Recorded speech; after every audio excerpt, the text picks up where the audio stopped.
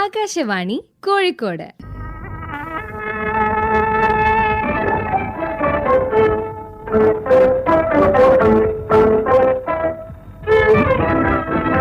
യുവവാണി.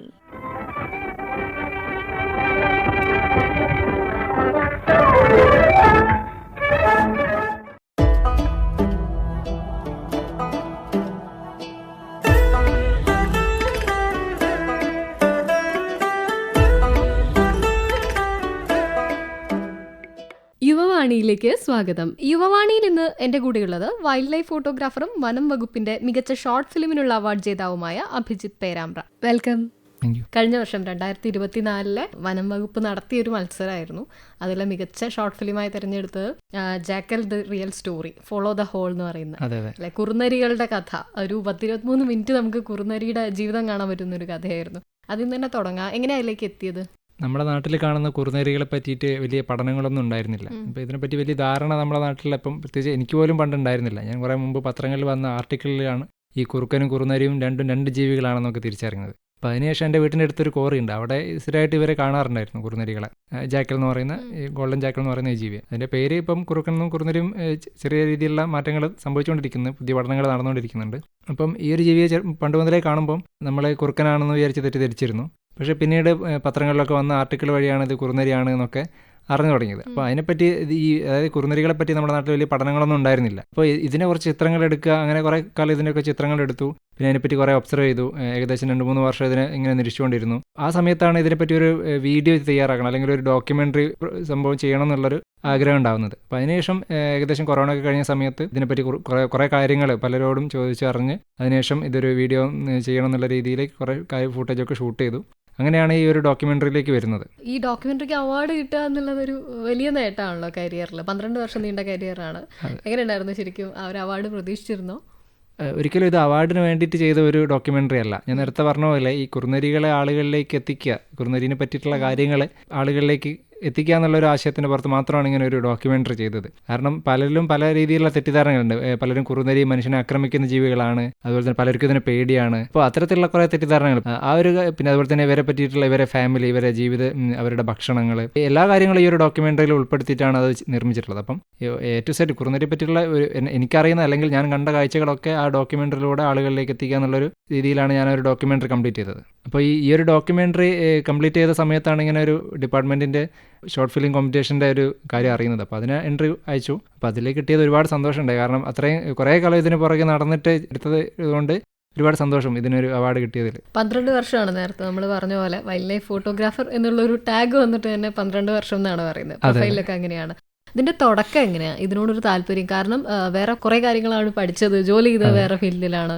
പക്ഷേ ഇതിന്റെ ഒരു തുടക്കം ഇപ്പം ഏകദേശം 12 വർഷമായി വല്ലേ ഫോട്ടോഗ്രാഫി പാഷനായിട്ട് ചെയ്യുന്നത്. തുടങ്ങുന്നത് ശരിക്കും പറയുകയാണെങ്കിൽ എൻ്റെ ഒരു പണ്ടത്തെ ഹോബി, ചെറുപ്പകാലത്തിൽ കുട്ടിക്കാലത്തൊക്കെ ഉള്ള എൻ്റെ ഹോബി എന്ന് പറയുന്നത് ചുറ്റുപാടുകളൊക്കെ നിരീക്ഷിക്കുക, അവിടെ കാണുന്ന ചെറിയ ജീവികളൊക്കെ ഇങ്ങനെ നോക്കിയിരിക്കുക, പിന്നെ അതുപോലെ തന്നെ പൂമ്പാറ്റകളുടെ ലാർവകളെല്ലാം കളക്ട് ചെയ്യുക, അതിനെ എടുത്ത് വെച്ചിട്ട് അത് വിരിയുന്നതൊക്കെ കാണുക, അതൊക്കെയായിരുന്നു എൻ്റെ ഹോബികൾ. പിന്നെ അതുമാത്രമല്ല, ആ സമയത്ത് നമ്മുടെ നാട്ടിലൊക്കെ CD ഉണ്ടായിരുന്നു, കേസറ്റ് അല്ലെങ്കിൽ DVD എന്നൊക്കെ പറയുന്ന CD സെറ്റുകൾ ഉണ്ടായിരുന്നല്ലോ. അച്ഛനെ കൊണ്ടുവരുന്നതായിരുന്നു ഇങ്ങനെ നമ്മുടെ സുരേഷ് എളമൻ എന്ന് പറഞ്ഞ ഒരു സാറ്. അദ്ദേഹം പിന്നെ പറമ്പിക്കുളത്തിനെ പറ്റിയും അതുപോലെ തന്നെ ചിന്നാറിനെ പറ്റിയൊക്കെ ചെയ്തിട്ടുള്ള വീഡിയോസൊക്കെ കാസറ്റ് CD-യിലാക്കി കൊണ്ടുവരുമായിരുന്നു. അപ്പോൾ അതെല്ലാം ഇട്ട് കാണുകയായിരുന്നു എൻ്റെ പരിപാടി. കാർട്ടൂൺ ആയിരുന്നില്ല എൻ്റെ കാലം. ഞാൻ ഇതുപോലെ ഇത്തരത്തിലുള്ള വൈൽഡ് ലൈഫ് റിലേറ്റഡ് ആയിട്ടുള്ള വീഡിയോസൊക്കെ ആയിരുന്നു കണ്ടുകൊണ്ടിരുന്നത്. പിന്നെ അതുപോലെ തന്നെ അനിമൽ പ്ലാനറ്റ് ഒക്കെ ആയിരുന്നു ആ സമയത്ത് കണ്ടുകൊണ്ടിരുന്നത്.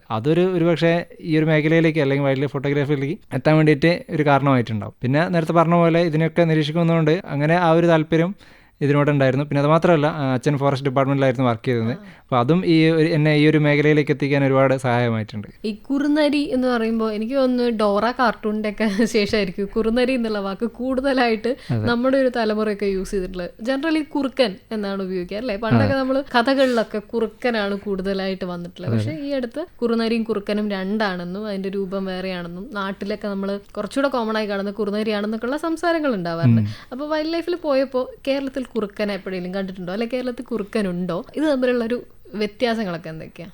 അത് പറഞ്ഞ പോലെ നമ്മളൊക്കെ കേട്ടിരുന്നത് കുറുനരി എന്നുള്ള പേര് ഒരുപക്ഷെ പരിചിതമായിട്ടുള്ളത് ഡോറ എന്ന് പറഞ്ഞ കാർട്ടൂണിലൂടെ ആയിരിക്കും. അപ്പോൾ അതിൽ ഈ കുറുനരി അവർ ചിത്രീകരിച്ചിരിക്കുന്നത് ഒരു മോഷ്ടാവാണ് എന്നുള്ള രീതിയിലാണ്.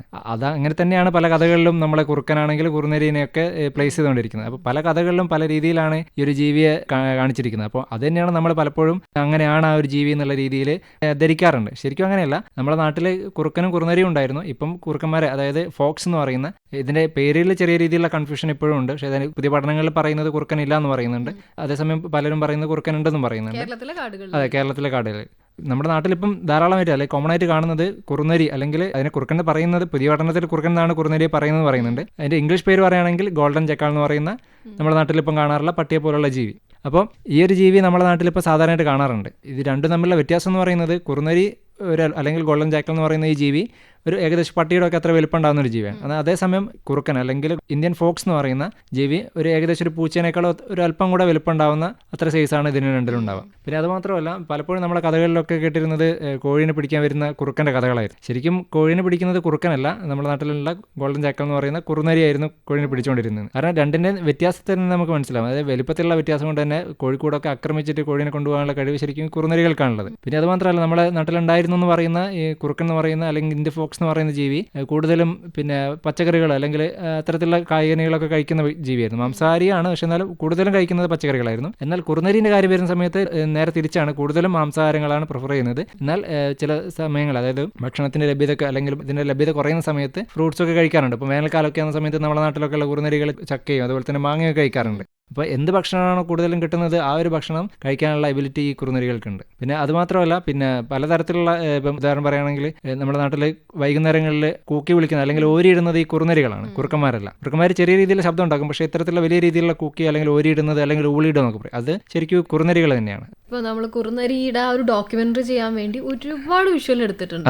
അപ്പോൾ അതിന്റെ പലതരത്തിലുള്ള വിഷ്വൽ എടുക്കുമ്പോൾ ഇതുമായിട്ടുള്ളൊരു എന്താ പറയുക, അതിനോട് അടുത്ത് നമ്മൾ ചെല്ലുമ്പോഴും മനുഷ്യനുമായിട്ട് ഇടപഴകുന്ന അല്ലെങ്കിൽ മനുഷ്യനെ കണ്ട ഓടി ഒളിക്കാത്ത ഒരു ജീവിയാണോ കുറുനരി? ഇപ്പം നാട്ടിലൊക്കെ ഒരുപാട് ഇറങ്ങുന്നുണ്ടല്ലോ. അതെ, ശരിക്കും ഈ വന്യജീവി എന്ന് പറഞ്ഞു കഴിഞ്ഞാൽ മനുഷ്യനെ കാണുമ്പോഴത്തേക്ക് ഓടി ഒളിക്കുന്ന ജീവികളാണ്. ഒരിക്കലും മനുഷ്യനെ കാണാൻ ഇഷ്ടപ്പെടാത്ത ജീവികളാണ് വന്യജീവികൾ. അതിപ്പോൾ ആനയാണെങ്കിലും ഇനി അതൊരു കുറുനരി ആണെങ്കിലും ഏത് ജീവിയാണെങ്കിലും മനുഷ്യനെ കാണുമ്പോൾ ഓടികളും. ഇത് അതേ സെയിം തന്നെ അവസ്ഥ തന്നെയാണ് ഈ കുറുനരികളിലുള്ളത്. പക്ഷേ ഞാൻ ഏകദേശം 7 വർഷമാണ് ഈ കുറുനരികളെ ഒബ്സർവ് ചെയ്തത്. ചിത്രങ്ങളെടുത്തു, പിന്നീട് ഈ അടുത്താണ് ഡോക്യുമെൻ്ററി എന്നുള്ളൊരു കംപ്ലീറ്റ് ചെയ്തത്. അപ്പോൾ ആ സമയത്തൊക്കെ ഞാൻ ഒരുപാട് സമയം കുറുനരികൾക്ക് വേണ്ടിയിട്ട് വെയിറ്റ് ചെയ്തിട്ടുണ്ട്. അപ്പോൾ ആ സമയത്തൊക്കെ എന്നെ കാണുമ്പോൾ കുറുനരി അങ്ങനെ, അതായത് ഞാനുമായിട്ട് ഇവർ ഒരു കണക്ഷൻ കിട്ടി. അപ്പോൾ ഞാനിതുവരെ ഉപദ്രവിക്കുന്നില്ല അല്ലെങ്കിൽ ഇവർക്ക് യാതൊരു വിധ തരത്തിലുള്ള ബുദ്ധിമുട്ടുകൾ ഉണ്ടാക്കുന്നില്ല എന്നുള്ളതുകൊണ്ട് പലപ്പോഴും എന്നെ കാണുമ്പോൾ ഇവരങ്ങനെ വലിയ രീതിയിലുള്ള ഷൈയൊന്നും അവർക്ക് ഉണ്ടായിരുന്നില്ല. പിന്നെ അതുപോലെ തന്നെ പലരും കുറുനരി ആക്രമിക്കാന്നൊക്കെ പറയണ്ട. ഇങ്ങനെ നമ്മളെ ആക്രമിക്കുന്ന ജീവിയൊന്നുമല്ല കുറുനരി. അതായത് മനുഷ്യനെ കണ്ട ഓടി അകലും ഒളിക്കും, പക്ഷെ നമ്മളെ നേരെ ഒരിക്കലും വരില്ല. പക്ഷെ നമ്മൾ ആലോചിക്കേണ്ട ഒരു കാര്യം, വൈൽഡ് ലൈഫിൽ അതായത് മനുഷ്യനെ ഇടയ്ക്ക് വളർത്താത്ത ജീവികളാണ് ഈ വൈൽഡ് ലൈഫ് എന്ന് പറയുന്നത്. അപ്പോൾ നമ്മൾ എന്തെങ്കിലും തരത്തിലുള്ള ബുദ്ധിമുട്ടുകൾ അവർക്ക് ഉണ്ടാക്കി കഴിഞ്ഞാൽ ഒരുപക്ഷെ അവർ നമ്മളെ തിരിച്ച് അറ്റാക്ക് ചെയ്യാനുള്ള ഒരു പ്രവണത അവർക്ക് ഉണ്ടാവും. കാരണം നമ്മൾ അവരുടെ വീട്ടിലേക്കാണ് പോകുന്നത്. കാട് എന്ന് പറഞ്ഞാൽ അവരുടെ വീടാണ്. അപ്പോൾ ഏതൊരു ജീവിയെ നമ്മൾ അങ്ങോട്ട് കയറി ആക്രമിക്കുന്ന സമയത്ത് അവ തിരിച്ചു നമ്മളെ ആക്രമിക്കും.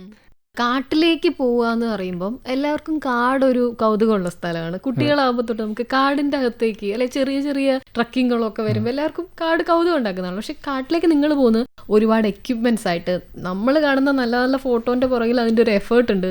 അത്രയും വില കൂടിയ എക്യുപ്മെന്റ്സ്, ക്യാമറ ഉണ്ട്. അപ്പം ഇതൊക്കെ ആയിട്ടുള്ള കാട്ടിലേക്കുള്ള ഒരു യാത്ര പറയണം, എങ്ങനെയാണ് തുടങ്ങുന്നത്, എന്തൊക്കെ കാര്യങ്ങൾ ശ്രദ്ധിക്കണം? നമ്മൾ ആദ്യം കാട്ടിലേക്ക് പോകുന്ന സമയത്ത് ആ കാടിനെ പറ്റി നല്ലൊരു ധാരണ ഉണ്ടാവുക എന്നുള്ളതാണ്. പെട്ടെന്ന് ഒരു ദിവസം കാട്ടിലേക്ക് പോയി കഴിഞ്ഞാൽ അവിടെ പല രീതിയിലുള്ള അപകടങ്ങൾ നമ്മളെ കാത്തിരിക്കുന്നുണ്ട്.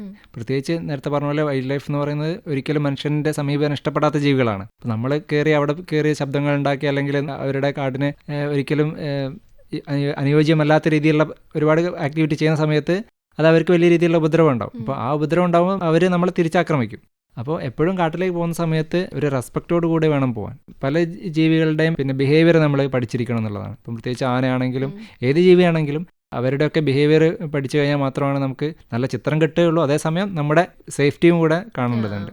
അത്തർ അല്ലെങ്കിൽ സ്പ്രേ അതുപോലുള്ള സാധനങ്ങളൊക്കെ ഉപയോഗിക്കുന്നത് പലപ്പോഴും ആന പോലുള്ള ജീവികൾക്ക് പെട്ടെന്ന് നമ്മുടെ സ്മെല്ല് ക്യാച്ച് ചെയ്യാൻ പറ്റും. അപ്പോൾ അതൊക്കെ ഉപയോഗിക്കാണ്ടിരിക്കുക. പിന്നെ അതുപോലെ തന്നെ കാടിനോട് ചേർന്നിട്ടുള്ള ഡ്രസ്സുകളൊക്കെ ഉപയോഗിക്കുന്നത് പലപ്പോഴും നമ്മളെ ഹൈഡ് ചെയ്യാൻ വേണ്ടിയിട്ട് സഹായമാകും. ഈ കാട്ടിലേക്ക് കയറിയാൽ ഉടനെ ഒരു മലയണ്ണാനൊക്കെ ഉണ്ടെങ്കിൽ മലയണ്ണാൻ എല്ലാവർക്കും സിഗ്നൽ കൊടുക്കും എന്നിങ്ങനെ വീഡിയോസിൽ കേട്ടിട്ടുണ്ട്. അങ്ങനെ സംഭവിച്ചിട്ടുണ്ടോ? തീർച്ചയായിട്ടും. നമ്മൾ കാട്ടിലേക്ക് പോകുന്ന നമ്മൾ കാലെടുത്ത് കാട്ടിലേക്ക് വെക്കുന്ന സമയത്ത് തന്നെ ആ കാട് മുഴുവൻ അറിയും എന്നുള്ളതാണ്. അത് ഒരു ജീവിയിൽ നിന്ന് മറ്റൊരു ജീവിയിലേക്ക് അവരിങ്ങനെ പാസ് ചെയ്തുകൊണ്ടിരിക്കും. ഇപ്പം ഉദാഹരണം പറയുകയാണെങ്കിൽ മരത്തിന് മുകളിലിരിക്കുന്ന ഹരിമൃഗം ലുമാൻ ലങ്കൂർ എന്ന് പറയുന്ന കുരങ്ങ് എന്ത് ചെയ്യും, താഴെയുള്ള ബാക്കിയുള്ള എല്ലാ ജീവികൾക്കും ഈ അലാം കോൾ കൊടുക്കാറുണ്ട്. അപ്പോൾ ആ ബാക്കിയുള്ള ജീവികളൊക്കെ ഇതിനെ നമ്മൾ വന്നു എന്നുള്ളത് അവർക്ക് കിട്ടും. ആ നടക്കുന്ന ഓരോ കാലിൻ്റെ സ്റ്റെപ്പ് പോലും ആ നിലം അല്ലെങ്കിൽ ആ കാട് അറിയാൻ പാടില്ല എന്നുള്ളതാണ്. അപ്പം നിങ്ങളെ കണ്ടിട്ടാണെങ്കിലും നിങ്ങളുടെ മുന്നേ നടന്നവരും ശേഷമൊക്കെ ഒരുപാട് പേര് ഈ ഫീൽഡിലേക്ക് വരുന്നുണ്ട്. വൈൽഡ് ലൈഫ് ഫോട്ടോഗ്രാഫി എന്നതിലപ്പുറം സോഷ്യൽ മീഡിയയിൽ അത്തരത്തിലുള്ള ഇൻഫ്ലുവൻസേഴ്സ് ആയിട്ട് മാറി. ഇൻസ്റ്റാഗ്രാമിലും യൂട്യൂബിലും ഒക്കെ വലിയ ഫോളോവേഴ്സ് ഉള്ള, അല്ലെങ്കിൽ അത് ജോലിയായിട്ട് തന്നെ തിരഞ്ഞെടുത്ത ആൾക്കാരുണ്ട്. പുതിയ ആളുകളുണ്ടല്ലോ ഈ ഒരു ഫീൽഡിലേക്ക് വരാൻ ആഗ്രഹിക്കുന്നത്, ഇതിന്ന് മണി മേക്ക് ചെയ്യണം എന്നും കൂടെ ഇഷ്ടത്തിന്റെ ഒപ്പം. അവരോടൊക്കെ എന്താ പറയാനുള്ളത്? എന്തൊക്കെ കാര്യങ്ങൾ അങ്ങനെയുള്ള ഒരു ശ്രദ്ധിക്കേണ്ടത്? എക്യുപ്മെന്റ്സിൽ എത്രമാത്രം ഇൻവെസ്റ്റ് ചെയ്യേണ്ടി വരും? എൻ്റെ ഒരു പേഴ്സണലി ഉള്ളൊരു അഭിപ്രായം എന്ന് പറഞ്ഞാൽ, ഞാൻ ഒരിക്കലും ഈ വൈൽഡ് ലൈഫിൽ നിന്ന് ഒരു ഇൻകം ഉണ്ടാക്കുക എന്നുള്ളൊരു രീതിയിൽ വന്ന ഒരാളല്ല. പണ്ട് മുതലേ ചെറുപ്പം മുതലേ ഇതിനോടുള്ള താല്പര്യം കൊണ്ട് മാത്രം ഇതിലേക്ക് എത്തിപ്പെട്ട ഒരാളാണ്. ഞാൻ പഠിച്ചതൊക്കെ BA ഇംഗ്ലീഷ് ആ തരത്തിലുള്ള കോഴ്സുകളാണ്. നിർഭാഗ്യവശാൽ ഇതിനോടൊക്കെയുള്ള താല്പര്യം കൊണ്ട് മാത്രം ഈ ഒരു മേഖലയിലേക്ക് എത്തി എന്നുള്ളതാണ്. പിന്നെ അതുപോലെ തന്നെ പലരും എനിക്ക് ഇൻസ്റ്റഗ്രാമിലൊക്കെ മെസ്സേജ് ചോദിക്കാറുണ്ട്, എങ്ങനെയാണ് ഈ ഒരു വൈൽഡ് ലൈഫ് ഫോട്ടോഗ്രാഫിയിൽ നിന്ന് ഇൻകം ഉണ്ടാക്കുക എന്നുള്ളത്. ശരിക്കും ഇൻകം ഉണ്ടാക്കാൻ പറ്റുന്ന ഒരു മേഖല എന്ന് പറയുന്നത് ഒന്നെങ്കിൽ വെഡ്ഡിങ് അല്ലെങ്കിൽ അത്തരത്തിലുള്ള ഫോട്ടോഗ്രാഫി ചൂസ് ചെയ്യുന്നതായിരിക്കും ബെറ്റർ. ഇതിൽ നിന്ന് എന്നെ സംബന്ധിച്ചിടത്തോളം ഞാനിത് ചെയ്യുന്നത് എനിക്ക് എപ്പോഴും ഒരു പോസിറ്റീവ് എനർജി കിട്ടുക എന്നുള്ളതാണ് ഈ ഒരു വൈൽഡ് ലൈഫ് ഫോട്ടോഗ്രാഫി എന്നെ സംബന്ധിച്ച് ഞാൻ ചെയ്യുന്നത്. പക്ഷേ ഇൻകം ഉണ്ടാക്കാം. ഇപ്പോൾ ഉദാഹരണം പറയുകയാണെങ്കിൽ ഇപ്പോൾ വൈൽഡ് ലൈഫ് ഫോട്ടോഗ്രാഫി വർക്ക്ഷോപ്പുകൾ ചെയ്യാം, അതുപോലെ തന്നെ ടൂർ പാക്കേജുകൾ ചെയ്യാം. അത്തരത്തിലുള്ള ഓരോ ആക്ടിവിറ്റി ചെയ്തുകൊണ്ട് നമുക്ക് ഇൻകം ഉണ്ടാക്കാം. പക്ഷേ അതൊരിക്കലും നമുക്ക് എല്ലായ്പ്പോഴും സ്റ്റേബിൾ ആയിട്ടുള്ള ഒരു സാധനം ആണെന്ന് വിചാരിക്കരുത്. പിന്നെ അതുപോലെ തന്നെ ഈ വൈൽഡ് ലൈഫ് ഫോട്ടോഗ്രാഫിയിൽ നമുക്ക് കിട്ടുന്ന ഇൻകത്തിനേക്കാൾ കൂടുതൽ നമ്മൾ അങ്ങോട്ട് ഇൻവെസ്റ്റ് ചെയ്യേണ്ടി വരും. പ്രത്യേകിച്ച് ക്യാമറയുടെ റേറ്റ് ഒക്കെ നോക്കുന്ന സമയത്ത് 2 മുതൽ തുടങ്ങുകയാണ് ക്യാമറയുടെ റേറ്റ് എന്ന് പറയുന്നത്. 2 ലക്ഷം മുതൽ തുടങ്ങുകയാണ്. അപ്പം പ്രത്യേകിച്ച് നമ്മൾ കാട്ടിലൊക്കെ പോകുന്ന സമയത്ത് അവിടെ പലപ്പോഴും വെട്ടമൊക്കെ കുറവായിരിക്കും. ഇപ്പം ലൈറ്റ് കുറവുള്ളതുകൊണ്ട് തന്നെ എപ്പോഴും ഓപ്പണിംഗുള്ള ലെൻസുകൾ ഉപയോഗിക്കേണ്ടി വരും. പ്രത്യേകിച്ച് ടെലി ലെൻസ് ഉപയോഗിക്കേണ്ടി വരും. വൈൽഡ് ലൈഫ് ആയതുകൊണ്ട് ദൂരത്ത് നിന്നൊക്കെ എടുക്കാൻ വേണ്ടിയിട്ട് നമ്മൾ ടെലി ലെൻസുകൾ ഉപയോഗിക്കേണ്ടി വരും. അപ്പോൾ അതിനൊക്കെ നല്ല രീതിയിലുള്ള ഒരു ഇൻവെസ്റ്റ് കൊടുക്കേണ്ടി വരും. അപ്പോൾ അത്രയും വലിയൊരു എമൗണ്ട് നമ്മൾ ഈ വൈൽഡ് ലൈഫ് ഫോട്ടോഗ്രാഫിയിൽ സ്റ്റാർട്ട് ചെയ്യുന്ന സമയത്ത് നമ്മൾ കൊടുക്കേണ്ടി വരും, ഇൻവെസ്റ്റ് ചെയ്യേണ്ടി വരും. പക്ഷേ മറ്റൊരു കാര്യം ഇതിന് കൂടെ പറയാനുള്ളത്, ഇപ്പോൾ വൈൽഡ് ലൈഫ് ഫോട്ടോഗ്രാഫി പാഷനായിട്ട് തുടങ്ങുന്ന ആളുകളാണെങ്കിൽ വലിയ രീതിയിലുള്ള ഇൻവെസ്റ്റ് ഒന്നും ഇല്ലാതെ ചെറിയ നമുക്ക് ബിഗിനർ ക്യാമറകളൊക്കെ വെച്ച് തുടങ്ങാവുന്നതാണ്. ഞാൻ അങ്ങനെ തന്നെ തുടങ്ങിയ ഒരാളാണ്. ഉദാഹരണം പറയുകയാണെങ്കിൽ നമ്മുടെ ഒരു ബേസ് മോഡൽ ക്യാമറ വാങ്ങുക, അതിൽ പരമാവധി നമ്മൾ നല്ല ചിത്രങ്ങൾ എടുക്കുക. നല്ല ലൈറ്റ് ഉണ്ടെങ്കിൽ നമുക്ക് എപ്പോഴും നല്ല ചിത്രം കിട്ടും. ഇപ്പോൾ നല്ലൊരു ചിത്രം കിട്ടാൻ വേണ്ടിയിട്ട് ലക്ഷക്കണക്കിന് രൂപ കൊടുത്തിട്ട് ഒരു ക്യാമറ വാങ്ങണമെന്ന് ഒരിക്കലും ആരും എവിടെയും പറഞ്ഞിട്ടില്ല. അതിൻ്റെ ആവശ്യവുമില്ല. നല്ല ലൈറ്റ് ഉണ്ടെങ്കിൽ നമുക്ക് നല്ലൊരു നിമിഷം കിട്ടാനുള്ള ഒരു ഭാഗ്യം ഉണ്ടെങ്കിൽ തീർച്ചയായിട്ടും നമുക്ക് ആ ചിത്രം ക്യാപ്ചർ ചെയ്യാൻ പറ്റും എന്നുള്ളതാണ്. അഭിജിത്തിന്റെ പ്രൊഫൈൽ നോക്കുമ്പോൾ ഒരുപാട് പക്ഷികളുണ്ട്. അപ്പോൾ എല്ലാവർക്കും കൗതുകമുള്ളതാണ് പക്ഷി ലോകം. നമ്മൾ മറ്റേത് ആനിമൽസിനേക്കാളും പക്ഷിയെ സ്പോട്ട് ചെയ്യുക, അതിന്റെ കറക്റ്റ് ഒരു പിക്ചർ എടുക്കുക എന്നുള്ളത് വളരെ ബുദ്ധിമുട്ടുള്ള കാര്യമാണല്ലോ. അപ്പോൾ ഈ പക്ഷി ലോകത്തേക്ക് കയറി ചെല്ലുമ്പോൾ എങ്ങനെയാണ്? ശരിക്കും അത്ഭുതകരമായിട്ടുള്ള ജീവികളാണ് ഈ പക്ഷികൾ എന്ന് പറയുന്നത്. കാരണം അവരുടെ തൂവലുകളുടെ നിറം, അവരുടെ സ്വഭാവം, അവരുടെ സൗണ്ട്, അതൊക്കെ ഭയങ്കര രസമാണ്. കേട്ടിരിക്കാനും കണ്ടിരിക്കാനും ഒക്കെ ഒരുപാട് മനസ്സിന് ഒരു സമാധാനം അല്ലെങ്കിൽ സന്തോഷം തരുന്ന ജീവികളാണ് ഈ പക്ഷികൾ. ഞാൻ ശരിക്കും പക്ഷികളുടെ ഫോട്ടോസ് എടുത്ത് തുടങ്ങുന്നതിന് മുമ്പ് ചിത്രശലഭങ്ങളുടെ ചിത്രങ്ങളായിരുന്നു എടുത്തുകൊണ്ടിരുന്നത്. അതിനൊരു കാരണമുണ്ട്. അതായത് നമ്മുടെ കയ്യിലുണ്ടായിരുന്ന ക്യാമറയുടെ ഫോക്കൽ ലെങ്ത് വെച്ചിട്ടാണ് ശരിക്കും നമ്മൾ ഈ ചിത്രശലഭത്തിൽ നിന്ന് മാറി പക്ഷിയിലേക്ക് വരുന്നത്. അതായത് ചിത്രങ്ങൾ എടുക്കാൻ നമുക്ക് ചെറിയൊരു ഫോക്കൽ ലെങ്ത്തുള്ള ലെൻസ് മതി. ഏകദേശം ഒരു 250-300 mm ലെൻസിൽ റേഞ്ചുള്ള ലെൻസുകൾ ഉണ്ടെങ്കിൽ നമുക്ക് ബട്ടർഫ്ലൈസൊക്കെ നല്ല രീതിയിൽ എടുക്കാം. അതിനുശേഷം നമ്മൾ കുറച്ചുകൂടി ഫോക്കൽ ലെങ്ത് ഉള്ള ഒരു 500 ഒരു 600 പോകുന്ന സമയത്ത് നമ്മളെപ്പോഴും നമ്മളെ കണ്ണിൽ പെടുന്നത് ഈ പക്ഷികളായിരിക്കും. അപ്പോൾ നമുക്ക് ഈ പൂമ്പാറ്റകളൊക്കെ വലിയ വില ഉണ്ടാവില്ല. അപ്പോൾ അങ്ങനെയാണ് ശരിക്കും എന്നെ സംബന്ധിച്ചിടത്തോളം ഞാൻ ഈ ഒരു പക്ഷികളിലേക്ക് എത്തുന്നത്. പക്ഷേ താല്പര്യം ഉണ്ടായിരുന്നു കേട്ടോ. നമുക്ക് എല്ലാ ജീവികളും വൈൽഡ് ലൈഫ് എന്ന് പറയുന്നത് ചിലപ്പം ആന, പുലി, കടുവ ഇത് മാത്രമല്ല, ഈ പറഞ്ഞ എല്ലാ ജീവികളും, ഇപ്പോൾ തുമ്പി, പൂമ്പാറ്റ, അതുപോലെ തന്നെ പക്ഷികൾ, ചെറിയ ഉറുമ്പുകൾ, എല്ലാ ജീവികളും വൈൽഡ് ലൈഫാണ്. അപ്പം അങ്ങനെയാണ് ഞാൻ ഈ പൂമ്പാറ്റകളിൽ നിന്നാണ് പതുക്കെ പക്ഷികളിലേക്ക് വരുന്നത്. പിന്നീട് പക്ഷികളുടെ ഫോട്ടോ എടുക്കുക എന്നുള്ളതായിരുന്നു മെയിൻ ഉദ്ദേശം. അതിന് വേണ്ടിയിട്ട് ഒരുപാട് സ്ഥലങ്ങൾ ഇങ്ങനെ പോയിട്ടുണ്ട്. പിന്നെ ഒരുപാട് സമയം വെയിറ്റ് ചെയ്യേണ്ടി വരും. പ്രത്യേകിച്ച് ഈ പക്ഷികളാകുന്ന സമയത്ത് ഇവരുടെ ആക്ഷൻ ചിത്രങ്ങൾ കിട്ടാൻ വേണ്ടിയിട്ടാണ് ഇരിക്കുക. അപ്പോൾ അതിനൊരുപാട് സമയം വെയിറ്റ് ചെയ്യേണ്ടി വരും. പിന്നെ അതുമാത്രമല്ല, പക്ഷികളെ അത്രയും സൂക്ഷ്മതയോടുകൂടി പോയാൽ മാത്രമാണ് നമുക്ക് ഇവരുടെ ചിത്രങ്ങൾ കിട്ടുള്ളൂ. കാരണം നമ്മളൊരു പ്രസൻസ് അറിയുമ്പോഴത്തേക്ക് ഇവരെന്ത് ചെയ്യും, പറന്നു പോകും. അപ്പോൾ അതിന് വേണ്ടിയിട്ട് ഒരുപാട് സമയം സ്പെൻഡ് ചെയ്തിട്ടുണ്ട് പക്ഷികളുടെ ചിത്രം എടുക്കാൻ. പിന്നെ അവരുടെ സൗണ്ട് പലപ്പോഴും കേട്ടിട്ടൊക്കെ അതിൻ്റെ ചിത്രങ്ങൾ എടുക്കാൻ വേണ്ടിയിട്ട് വെയിറ്റ് ചെയ്യാറുണ്ട്. അപ്പം അങ്ങനെയൊക്കെയാണ് പക്ഷികളെ പറ്റി പറയാനുള്ളത്. പക്ഷിയായാലും മൃഗമായാലും ഏറ്റവും റെയറായിട്ട് കിട്ടിയത് അല്ലെങ്കിൽ പ്രഷ്യസ് ആയിട്ട് ഓർക്കുന്നൊരു പിക്ക് ഏതായിരിക്കും? അങ്ങനെയൊന്നും വൈൽഡ് ലൈഫ് ഫോട്ടോഗ്രാഫേഴ്സിന് കിട്ടാൻ സാധ്യതയില്ലാത്തൊന്ന്. എന്നെ സംബന്ധിച്ചിടത്തോളം എൻ്റെ വീടിൻ്റെ അടുത്തൊരു കോറി ഉണ്ടായിരുന്നു. അതിൽ ഈ നമ്മുടെ ഇന്ത്യൻ പാരഡൈസ് ഫ്ലൈ ക്യാച്ചർ എന്ന് പറയുന്ന നാഗമോഹൻ എന്ന് പറയുന്ന ഒരു ദേശാടന പക്ഷിയുണ്ട്. 2 വാലൊക്കെ ഒരുപക്ഷെ എല്ലാവരും കണ്ടിട്ടുണ്ടാകും. വെള്ള കളറിൽ നല്ല 2 നീളത്തിലുള്ള വാലുകളൊക്കെ ഉള്ള പക്ഷിയാണ്. അത് എൻ്റെ വീട്ടിനടുത്തുള്ള കുളത്തിൽ വൈകുന്നേരം വന്ന് കുളിക്കും. അപ്പോൾ ഞാൻ അതിന് വേണ്ടിയിട്ട് അതിൻ്റെ ചിത്രം എടുക്കാൻ വേണ്ടിയിട്ട് കുറേ സമയം ഇങ്ങനെ വെയിറ്റ് ചെയ്ത് 2-3 ദിവസം ഞാൻ പോയി. അങ്ങനെ 2 ദിവസം വന്നു, അന്നൊന്നും എടുത്ത ചിത്രങ്ങൾ ശരിയായില്ല. അങ്ങനെ കുറേ ദിവസം പോയപ്പോൾ ഒരു ദിവസം ഞാനിങ്ങനെ കുറേ സമയം വെയിറ്റ് ചെയ്തപ്പോൾ ഏകദേശം അതൊരു 4 മണി 5 മണി ആ ഒരു സമയത്താണ് അത് വരിക, കുളിക്കാൻ വേണ്ടി വരിക, കുളിക്കാനും വെള്ളം കുടിക്കാനൊക്കെ വരിക. അപ്പോൾ അതിന് വേണ്ടി കുറേ സമയം വെയിറ്റ് ചെയ്തപ്പോൾ ഇത് വന്നു. അപ്പോൾ ആ സമയത്ത് കുറേ ചിത്രം എടുത്തു. അങ്ങനെ അതിലൊരു ചിത്രം ഇതിങ്ങനെ വെള്ളത്തിൽ നിന്ന് ഇങ്ങനെ പുറത്തേക്ക് പൊന്തി വരുന്നൊരു ചിത്രം കിട്ടി. അത് എന്നെ അടുത്തോളം എനിക്ക് ഒരുപാട് പിന്നെ സന്തോഷം കിട്ടി. അതുമാത്രമല്ല ആ ഒരു വീഡിയോ, അത് ഫോട്ടോ എടുക്കുന്ന വീഡിയോ ഒരുപാട് ആളുകൾ കാണാനും ഇട വന്നിട്ടുണ്ട്. അതാണ് കാട്ടിൻ്റെ അകത്ത് പോയി എടുത്തതിലോ. ഒരു തവണ ഇതുപോലെ ട്രക്കിങ്ങിന് കാട്ടിൽ പോയ സമയത്ത് നമ്മളിങ്ങനെ നടന്നു പോകുമായിരുന്നു. അപ്പോൾ പെട്ടെന്നൊരു ശബ്ദം കേട്ടു, ഒരു മാനിൻ്റെ ഒരു ശബ്ദം കേട്ടു. അപ്പോൾ നമ്മൾ ആ വഴി പോയി നോക്കിയപ്പോൾ ഒരു വലിയൊരു പെരുമ്പാമ്പ് ഒരു മാനിനെ പിടിച്ചിട്ട് ഇങ്ങനെ റൗണ്ട്, അതായത് ചുറ്റി കിടക്കുക, അതിനെ കഴിക്കാൻ വേണ്ടിയിട്ട് തുടങ്ങിയിരുന്നു. അപ്പം അത് ജീവിതത്തിൽ മറക്കാൻ പറ്റാത്തൊരു കാഴ്ചയായിരുന്നു. കാരണം ആ ഒരു പെരുമ്പാമ്പ് ഏകദേശം ഒരാഴ്ചയോളം ഒരു സ്ഥലത്ത് കടന്നിട്ട് അതുവഴി വരുന്ന മാനിനെ പിടിക്കാൻ വേണ്ടിയിട്ട് വെയിറ്റ് ചെയ്തിരിക്കുക. അപ്പോൾ അത്രയും ഒരു എന്താ പറയുക, അത്രയും ക്ഷമയോടുകൂടി അത്രയും കാലം അത് വെയിറ്റ് ചെയ്തിട്ടുള്ള ഒരു മൊമെൻ്റ് ആയിരുന്നു. അതായത് ഫോട്ടോ എടുക്കാൻ പറ്റിയത് ഒരു ഭാഗ്യം, അത് കാണാൻ പറ്റിയത് മറ്റൊരു ഭാഗ്യം. ഇതുപോലെ തന്നെ നമുക്ക് ചിലതുണ്ടാവില്ലേ, നമ്മളെ ഏറ്റവും കൗതുകം ഉണ്ടാക്കിയിട്ടുള്ള, അല്ലെങ്കിൽ നമുക്ക് ഇവരുടെ ഒരു ജീവിത രീതി, അല്ലെങ്കിൽ ഒരു മൃഗത്തിനെ കാണുമ്പോൾ നമുക്ക് വളരെയധികം എക്സൈറ്റ്മെന്റ് ഉണ്ടാക്കിയിട്ടുള്ളത് ഏതായിരിക്കും? തീർച്ചയായിട്ടും അത് ആനയാണെന്ന് പറയും. കാരണം ആനയുടെ ഒരു ഭംഗി എന്ന് പറയുന്നത് മറ്റൊരു ജീവിയിലും ഇതുവരെ കാണാൻ പറ്റിയിട്ടില്ല. കടുവയുണ്ട്, കടുവ സുന്ദരനാണ്. പക്ഷേ അതിനേക്കാൾ അപ്പുറം ആനയുടെ ഒരു ശാരീരിക പ്രകൃതിയാണെങ്കിലും അവരുടെ ഒരു ജീവിത രീതിയാണെങ്കിലും ഒക്കെ നമ്മളെപ്പോഴും നോക്കി നിന്ന് പോകും. പ്രത്യേകിച്ച് കൊമ്പനാനയാണെങ്കിൽ ഇങ്ങനെ നടന്നു വരുന്നത് കാണുമ്പോൾ ഒരു പ്രത്യേക ഭംഗിയാണ്. ഒരു ദിവസം ഇങ്ങനെ കാട്ടിൽ പോയ സമയത്ത് ഞങ്ങളിങ്ങനെ നടക്കുമായിരുന്നു, ഒരു ട്രക്കിങ്ങിന് ഇങ്ങനെ നടക്കുമായിരുന്നു. ആ സമയത്ത് മുന്നിലൂടെ ഒരു ആന ഇങ്ങനെ നടന്നു വരിക, അതായത് ഞങ്ങൾക്ക് ഓപ്പോസിറ്റായിട്ട് ഇങ്ങനെ നടന്നു വരിക. അപ്പോൾ നല്ല ഭംഗിയുള്ള ഒരു ആനയായിരുന്നു, കാണാൻ നല്ല മനോഹരമായിട്ടുള്ള നല്ല ചെറിയ കൊമ്പുള്ള, അതായത് ചില്ലിക്കൊമ്പൻ നമുക്ക് പറയാറുള്ള ചെറിയ കൊമ്പുള്ള ഒരു ആനയായിരുന്നു. അതിൻ്റെ ദേഹത്ത് നല്ല പുല്ലുകളൊക്കെ ഇങ്ങനെ വാരി വലിച്ചെറിഞ്ഞിട്ട്, മണ്ണും പുല്ലൊക്കെ ആയിട്ട് വാരി വലിച്ചെറിഞ്ഞിട്ട് അതിങ്ങനെ ഞങ്ങളെ സ്ട്രൈറ്റായിട്ട് മുന്നോട്ട് വരിക. കുറച്ച് ദൂരത്തായിരുന്നു, അതുകൊണ്ട് കുറേ നല്ല ചിത്രങ്ങൾ എടുക്കാൻ പറ്റി. അങ്ങനെ വരുന്ന വഴിയിൽ അത് അവിടെ ഉണ്ടായിരുന്ന മരത്തിൻ്റെ മുകളിൽ അതിന് മരത്തിൻ്റെ തോലുകളൊക്കെ പിടിച്ച് കഴിക്കുന്നു. അപ്പോൾ അതൊക്കെ ഒരുപാട് നല്ല, ഒരിക്കലും എന്താ പറയുക, മറക്കാൻ പറ്റാത്ത അല്ലെങ്കിൽ എപ്പോഴും മനസ്സിൽ ഓർമ്മ കിട്ടുന്ന കുറേ ചിത്രങ്ങളുണ്ട്. ആനേനെയൊക്കെ കണ്ടു കഴിഞ്ഞാൽ ഞാനടക്കമുള്ള ഒരുപാട് പേര് എങ്ങോട്ട് ഓടാമെന്ന് ആലോചിക്കുന്ന ആൾക്കാരാണ്. ഇപ്പോൾ വൈൽഡ് ലൈഫ് ഫോട്ടോഗ്രാഫേഴ്സ് എങ്ങനെയാണ് ആനേൻ്റെ അടുത്തേക്ക് എത്താന്നുള്ളതാണ് ചിന്തിക്കാറ്. പക്ഷെ എന്നാലും നമുക്ക് അങ്ങനെ ഒരു ജീവി വരുമ്പോൾ അത് ആക്രമിക്കും എന്നുള്ള പേടി ഉണ്ടാവില്ല. അപ്പോൾ നിങ്ങൾ എങ്ങനെ നിങ്ങളുടെ സേഫ്റ്റി ഉറപ്പുവരുത്തുക? ഞാൻ നേരത്തെ പറഞ്ഞ പോലെ നമ്മൾ അങ്ങോട്ട് കയറി ആക്രമിച്ചാൽ മാത്രമാണ് അവർ ഇങ്ങോട്ട് ആക്രമിക്കുള്ളൂ. പക്ഷെ ആന ഇപ്പം നമ്മൾ റോഡിലൊക്കെ കണ്ടിട്ടില്ലേ ആന മനുഷ്യനെ ആക്രമിക്കുന്നത്? ഇപ്പം ഇന്നലെ കൂടെ ഒരു റീല് കണ്ടിട്ടുണ്ടായിരുന്നു. കർണാടക ബന്ദിപ്പൂരിലെ ഒരാൾ റോട്ടിൽ ഇറങ്ങി സെൽഫി എടുത്തപ്പോഴാണ് ആന അയാളെ പോയിട്ട് ഉപദ്രവിച്ചത്. നമ്മൾ അതിനെ ഉപദ്രവിക്കാണ്ട് അതുവഴി പോകുന്ന സമയത്ത് അതൊരിക്കലും നമ്മളെ ഇങ്ങോട്ട് കയറി ആക്രമിക്കില്ല. അപ്പം ആ ആൾ എന്താ ചെയ്തത്, ആനയുടെ മുന്നിൽ പോയിട്ട് അവിടുന്ന് അയാളുടെ അഭ്യാസങ്ങൾ കാണിച്ചു, സെൽഫി എടുത്തു, അയാളുടെ തോന്നിവാസങ്ങൾ കാണിച്ചു. അതിനുശേഷം ആനയ്ക്ക് പ്രകോപിതനായതുകൊണ്ട് മാത്രമാണ് അതിനെ ആളെ ഉപദ്രവിച്ചത്. അല്ലാത്ത സമയത്ത് എത്രയോ ആളുകൾ അതുവഴി കടന്നു പോകുന്നുണ്ടല്ലോ, ആരും അങ്ങനെ വണ്ടിയിൽ ഒന്നും വന്ന് അങ്ങനെ ആക്രമിക്കാറില്ല.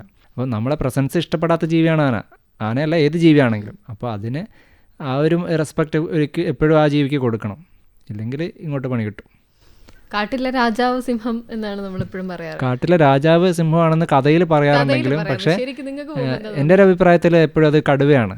അതെ, നമ്മൾ ഈ കാടിനൊക്കെ കൺട്രോൾ ചെയ്യുന്നത് കടുവയാണ്. എന്തുകൊണ്ടായിരിക്കും പിന്നെ അങ്ങനെ ഒരു കഥ എന്ന് ആലോചിച്ചിട്ടുണ്ടോ? സിംഹമാണ് രാജാവ് നമ്മൾ വരുത്തി തീർത്തത്. ഈ സിംഹത്തിനെ കാണാനുള്ള ഭംഗി, അതായത് അവരുടെ ഒരു ഗാംഭീര്യമൊക്കെ ഉള്ളതുകൊണ്ടായിരിക്കും ഒരു പക്ഷേ ഈ സിംഹത്തിനെ രാജാവാക്കിയത്. പക്ഷേ എൻ്റെ ഒരു അഭിപ്രായത്തിൽ കടുവയാണ് കാട്ടിലെ രാജാവ്. കാരണം കടുവേൻ്റെ ഒരു എന്താ പറയുക, അവരുടെ ഒരു ജീവിത രീതിയും അവരുടെ ഒരു നടത്തമൊക്കെ കാണുമ്പോൾ നമുക്ക് എപ്പോഴും ഒരു റെസ്പെക്റ്റ് തോന്നും. നല്ലൊരു ഭംഗിയാണ് കാണാൻ. കടുവ ഇങ്ങനെ നമ്മുടെ വീട്ടിൽ വരുന്ന പൂച്ചയില്ലേ, പൂച്ചകൾ നടക്കുന്നില്ല, അതേപോലെ തന്നെയാണ് അത്രയും വലിയൊരു ജീവി എങ്ങനെ ഉണ്ടാവും, ഈ ഓറഞ്ച് കളറിൽ കറുത്ത വരകളൊക്കെ ആയിട്ട് എങ്ങനെ ആണ് ആ ജീവി നടക്കുക എന്നുള്ളത് ചിന്തിച്ച് കഴിഞ്ഞാൽ തന്നെ ഒരു പ്രത്യേക ഭംഗിയാണ്. പിന്നെ അതുമാത്രമല്ല, ഈ ജീവികളൊക്കെ കൺട്രോൾ ചെയ്യുന്നതിൽ ഒരു ഏറ്റവും ടോപ്പിലുള്ള ഒരു ജീവിയാണ് ഈ ടൈഗർ അല്ലെങ്കിൽ കടുവ എന്ന് പറയുന്നത്.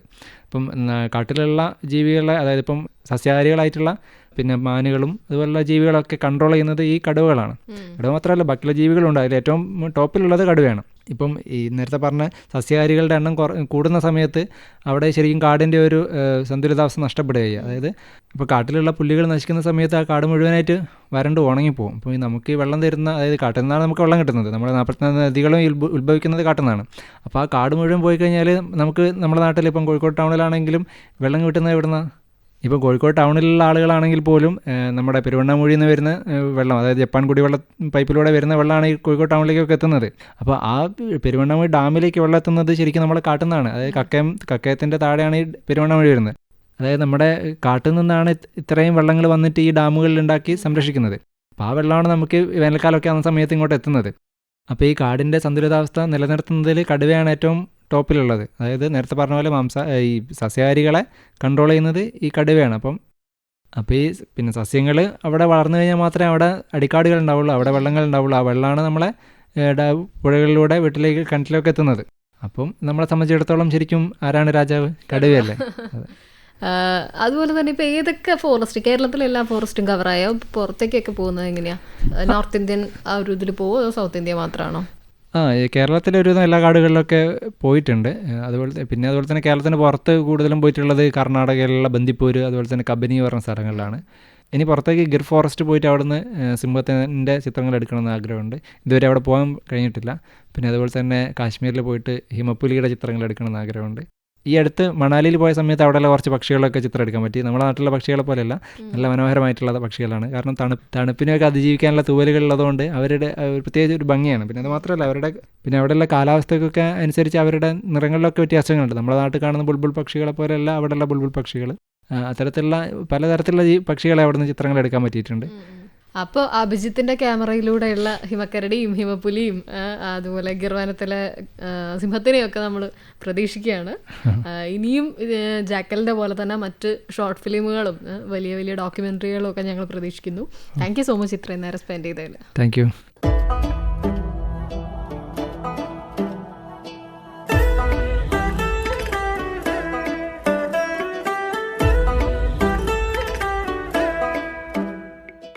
ഇന്നത്തെ യുവവാണി സമാപിക്കുന്നു. അവതരണം ഹരിത. യുവവാണി സമാപിക്കുന്നു.